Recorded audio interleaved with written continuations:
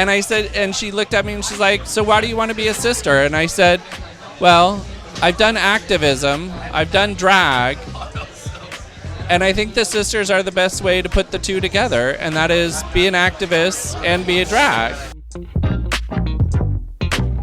That was Sister Anni Cockledoo of the Sisters of Perpetual Indulgence. I'm Jeff, and this is Storied San Francisco. Every week on this podcast, you'll hear from activists, teachers, artists, and other San Franciscans, telling stories, sharing personal histories, and trying to put into words what makes this city so special.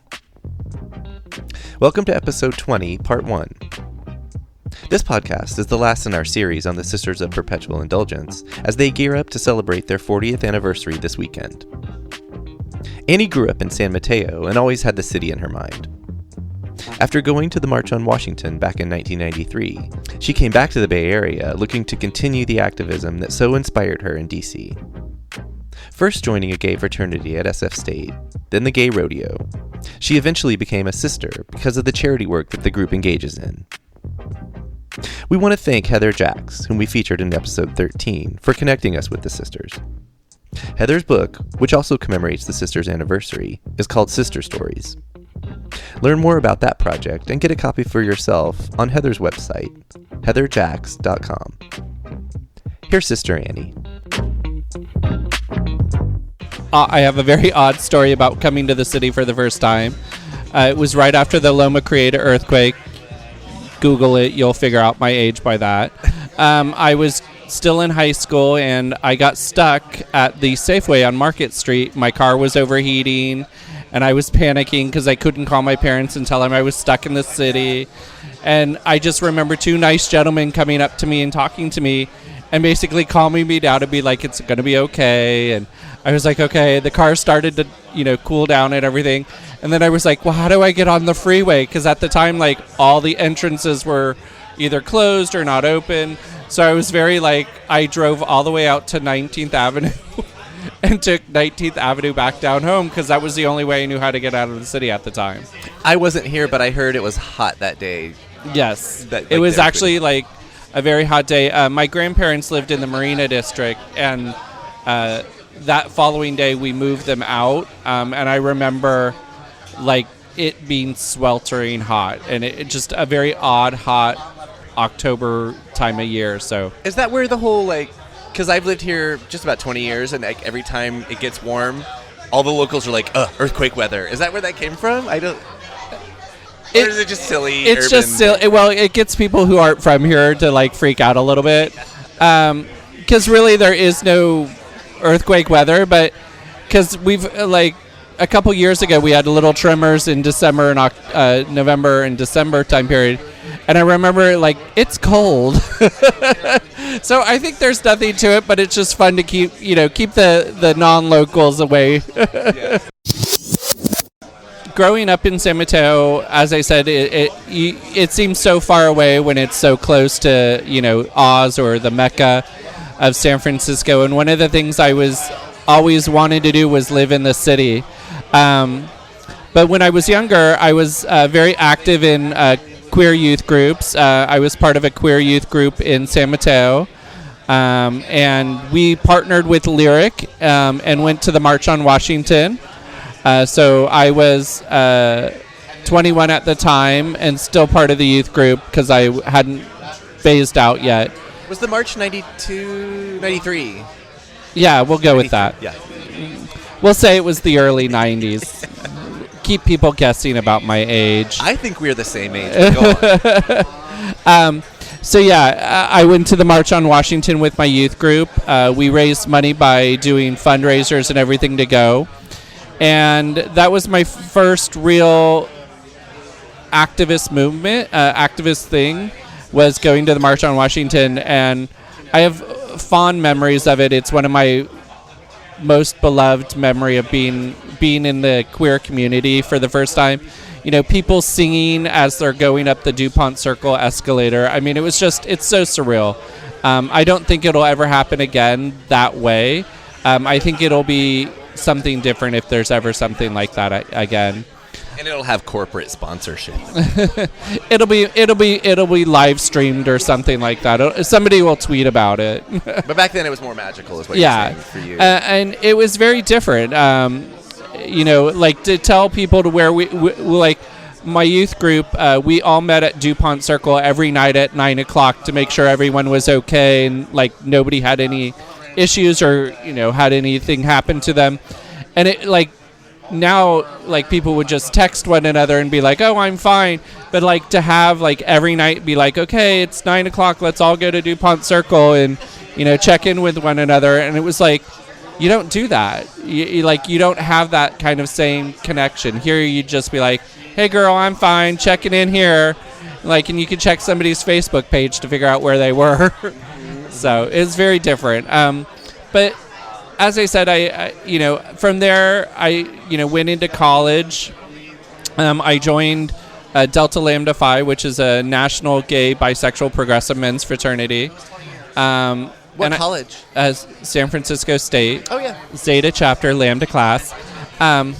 Hey. Lambda men all the time.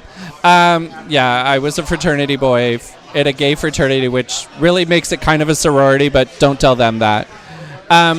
But we actually did a lot of good fundraising. One of the things we did was we were at Daddy's Bar, which is now Bar 440, but we did Paddle Frat Boy for $1, and we raised a lot of money.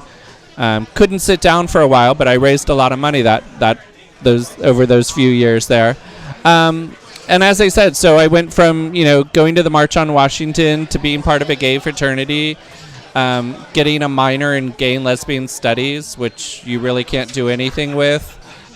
Just saying. And then, from there, I went into the gay rodeo and I started hanging out with some rodeo people. Our sister sorority is Delta Lambda, and we're our sister sorority, and one of the girls was a good friend of mine, and she was involved in the gay rodeo. Where is that? The gay rodeo is international. It's Canada and the United States. Here in California, when I was involved, we had 4 chapters. We had San Francisco, San Diego, LA, and Palm Springs. And then there is a group in Sacramento as well.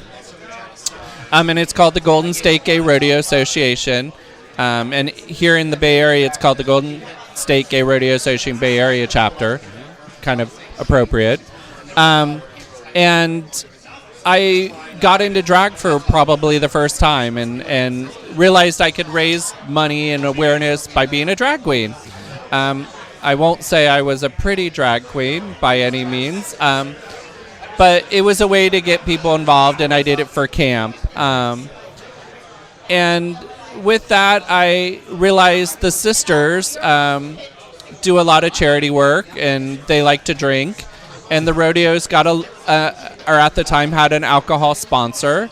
So I was like, wow, they like to drink, and the rodeo's sponsored by alcohol. These two groups should get together. Yeah. So I kind of brought the two groups together and invited the sisters to do a blessing at the rodeo. And since then, the sisters have had a presence at the gay rodeo here in San Francisco every year since, and that was almost now 16, 17 years ago. So that's kind of my little connection to the sisters and my life coming up in the Bay Area. Did you, so you were doing a little bit of drag before you were a sister, in other words. Did you have a drag name? Yes. So I like to keep with, my drag name was Anita Name.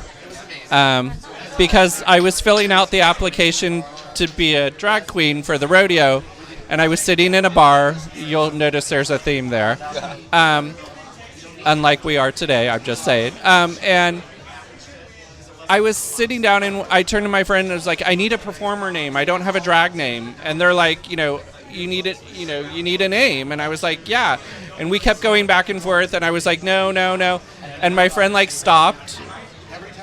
And in that drunken moment where a little bit of sanity comes through, he turned to me and complete deadpan, I need a name.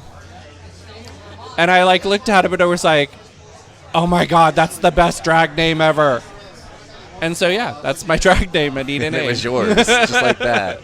Nice. And I haven't met one ever since, so I think I'm probably one of the few. Nice. So you connected the sisters with the gay rodeo. What about, like, when did you become a sister? So I was Miss Golden State Gay Rodeo, and I stepped after I stepped down, I said I wanted to join the sisters. And I had a couple friends that were also sisters. Sister Edith My Flesh is a good friend of mine. And they were like, oh, come to a meeting. And so I was like, great, well, I have to give you an award anyway, so I'll come to your meeting, and that'll be my first meeting and everything. So I met with the Mistress of Novice, Sister Serendipity, and she was like, tell me about your calling, tell me about your life, and some of this could be, recorded for that, basically. And I said, and she looked at me and she's like, so why do you want to be a sister? And I said, well, I've done activism, I've done drag, and I think the sisters are the best way to put the two together, and that is be an activist and be a drag. And there's a lot of sisters that, say, oh, we don't do drag or anything, but, it's a persona. And so it's just putting on a persona that's out there for the public to see. And it's very recognized here in the Bay Area especially, but we are worldwide. And I was like, hey, I think this is a good fit.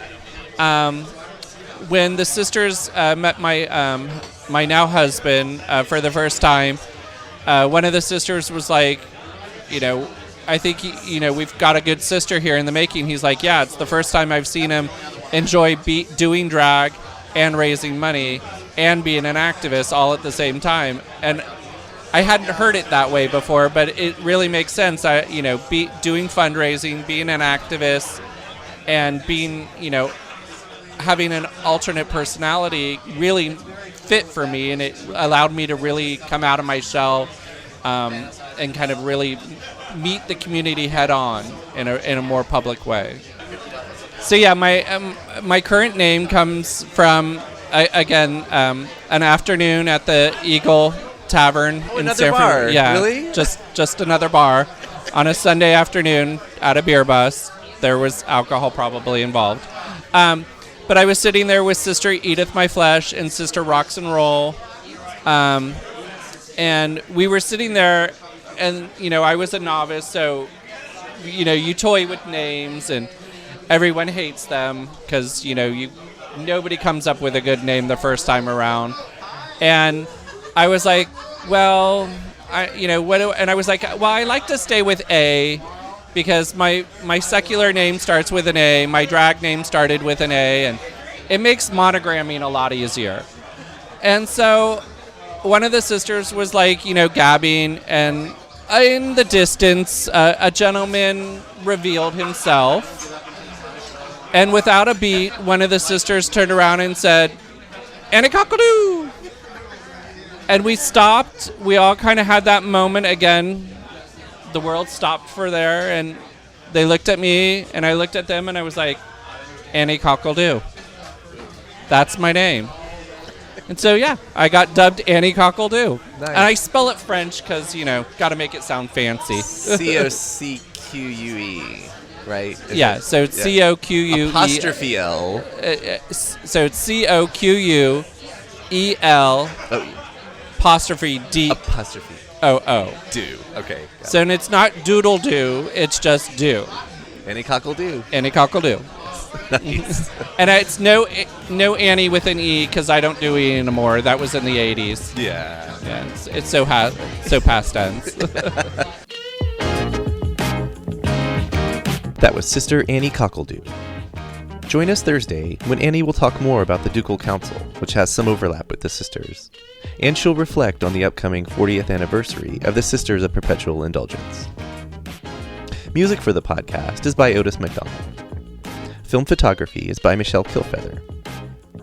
You can follow us on Facebook, Twitter, and Instagram to stay up to date on everything we do.